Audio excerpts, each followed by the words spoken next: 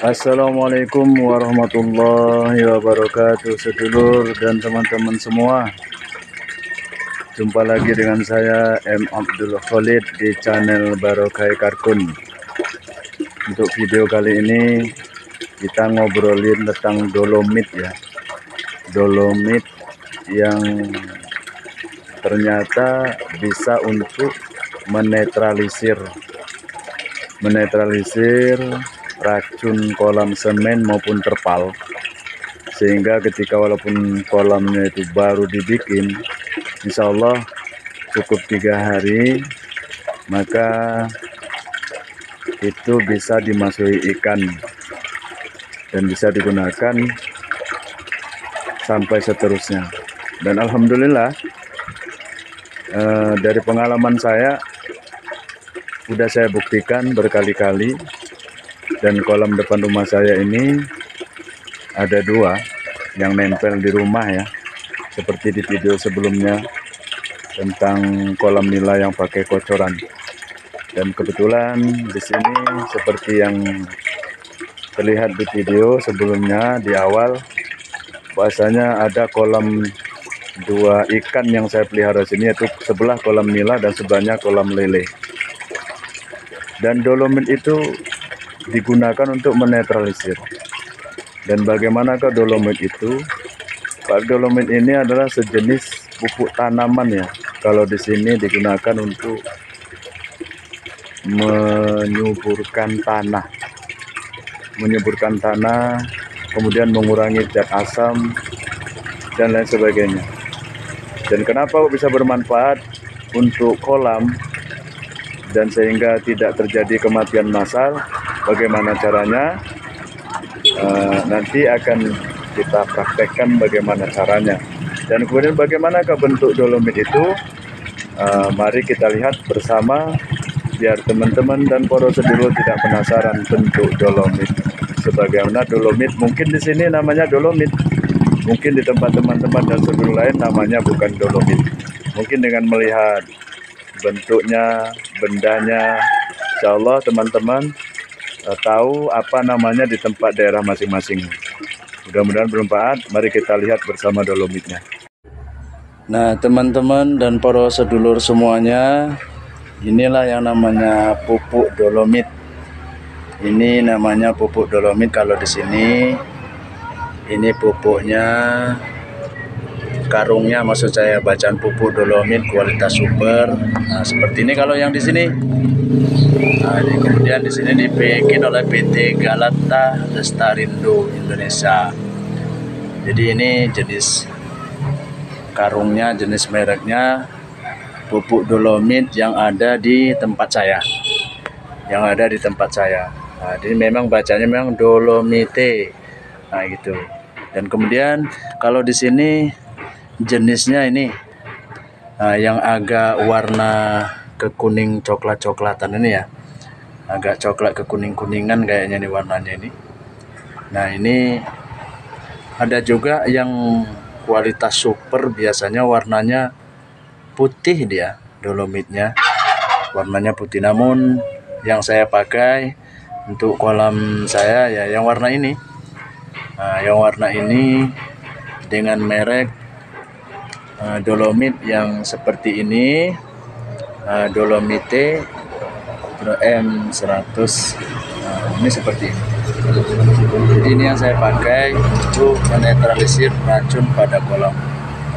Jadi insya Allah para sedulur dan teman-teman semua, mungkin di tempat teman-teman bisa jadi, di tempat sedulur bisa jadi sama nama pupuk dolomitnya dan jenis dolomitnya.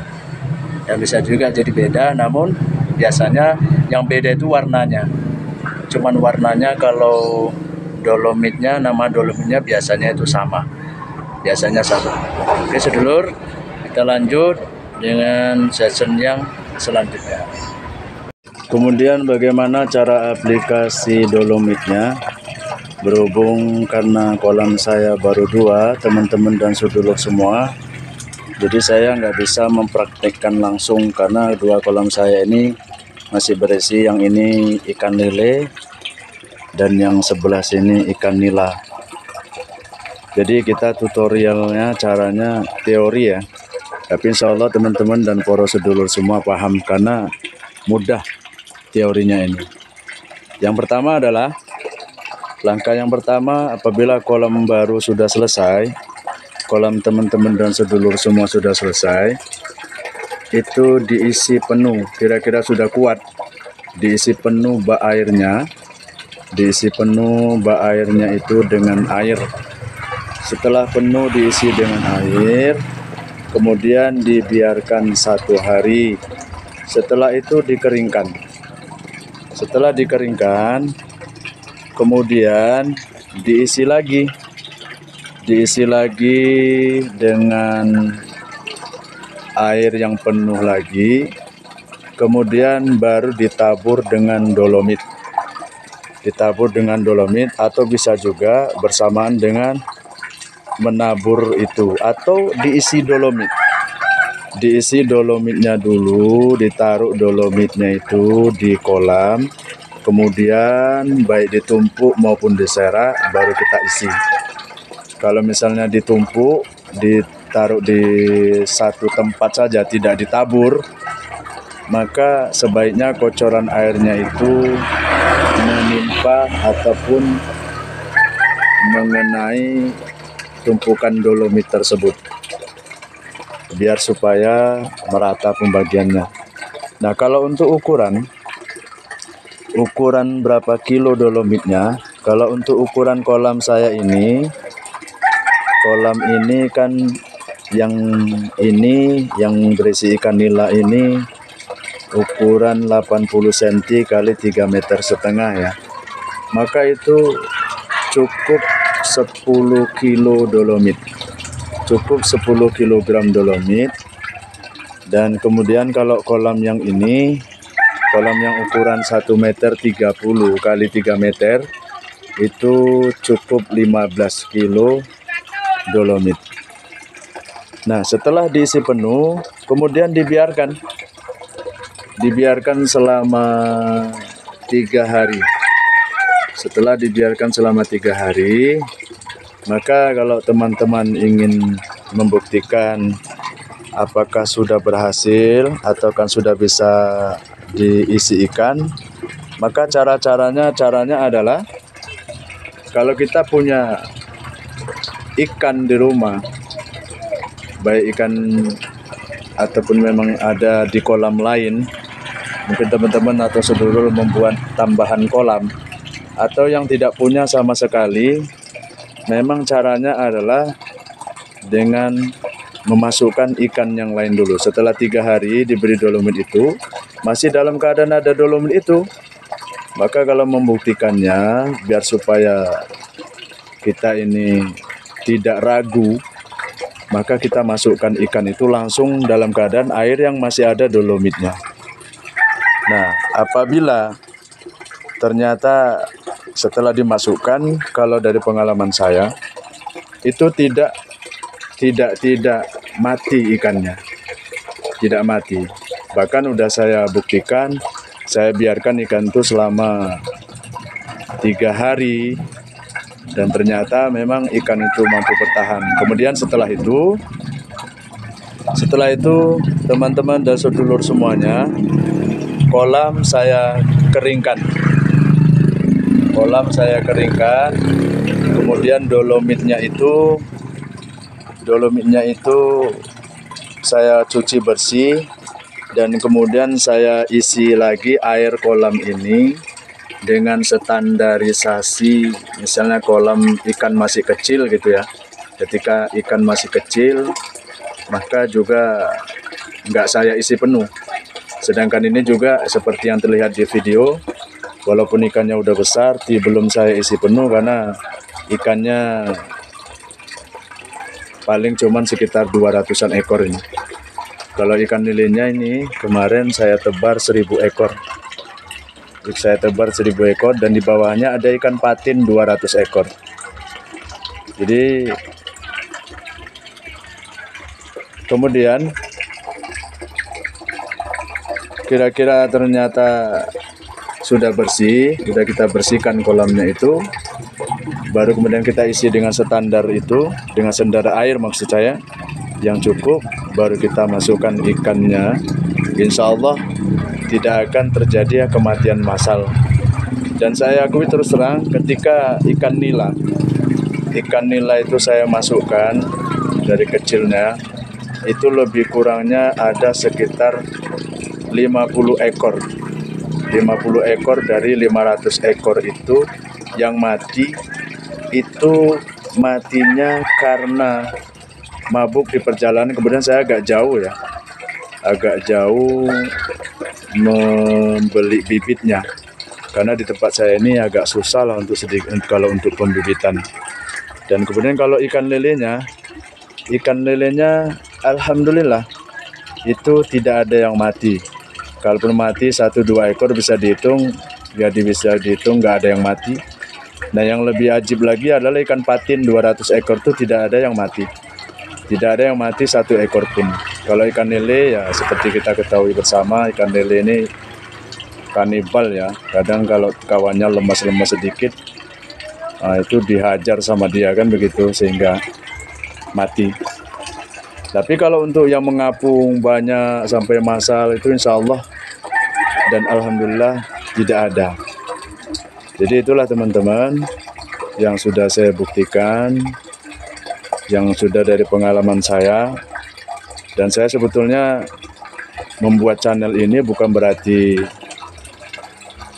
untuk menyaingi channel-channel yang lain tentang ikan ya, tentang kolam ikan. Cuman saya perhatikan, saya belum ada yang menggunakan dolomit untuk menetralisir. Nah, mungkin karena pengalaman saya ini berguna, dan mungkin juga teman-teman ingin yang cepat-cepat punya ikan, atau walaupun kolamnya udah lama, apa salahnya untuk menetralisir kematian ikan yang massal, maka digunakan cara saya ini dengan cara ditabur dolomit. Karena di sini, di tempat saya ini, di desa Payarumbe 1, Dusun Payarumbe 1, maksudnya desa Taluan Jinjing, Kecamatan Rengat Barat, Kabupaten Inhu, Riau, Sumatera, itu ada fenomena teman saya itu membeli 100 ekor ikan gurami. Padahal kolamnya udah lama, kolam dari terpal sih, udah lama. Nah, kemudian diisi air lagi, dan ternyata karena merasa sudah aman, maka tidak ditabur dolomit lagi. Dan sekarang saya tanya, ikannya itu tinggal 10 ekor yang hidup, yang lainnya pada mati. Setiap harinya mati, mengapung, sehingga dari 100 ekor itu tinggal lebih kurangnya 10 ekor. Nah, jadi bagi yang punya kolam lama gitu, karena ada juga teman saya melihara ikan lele dengan kolam semen. Dia pernah mengatakan ketika itu dia beli 1000 ekor, sehingga lebih kurangnya 500 ekor yang mati massal. Nah, itu dihitung sama dia, karena memang orangnya teliti dia, dan dia senang dengan yang seperti itu, maka dihitung sama dia berapa ekor yang mati untuk memastikannya. Jadi itulah teman-teman dan sedulur semuanya, baik kolam lama maupun baru, silakan mencoba teori saya ini. Saya bukan berarti lebih pintar dari video-video ataupun konten teman-teman yang lain tentang kolam dan ikan ya. Cuman saya ingin membagi ilmu saya yang memang pengalaman saya sendiri dan teman-teman di sini semua. Dan jujur saja, saya ini juga sebetulnya yang pertama mengetahui cara dolomit itu dipakai pun bukan saya, tapi abang ipar saya. Abang ipar saya itu, dia ketika itu setiap tabur mati. Kolam terpal yang digali di dalam tanah, maksudnya tanah digali kemudian baru kasih terpal, karena di sini tanahnya pecah-pecah. Setelah itu ditabur mati. Jadi akhirnya dia penasaran, saking jengkelnya mungkin, tapi juga jadi asbab ilmu. Dia taburkan dolomit, dan setelah seminggu kemudian dia masukkan ikan, alhamdulillah tidak ada yang mati. Nah, kalau saya lebih praktekkan lagi dengan 3 hari. Dengan 3 hari langsung saya masukkan ikan, alhamdulillah tidak mati. Jadi mudah-mudahan cukup sekian ya video ini. Silakan monggo bagi yang mau praktek untuk menaburkan dolomit di kolam sebelum dimasukkan ikan. Mudah-mudahan bermanfaat video saya ini, dan saya akhiri. Assalamualaikum warahmatullahi wabarakatuh.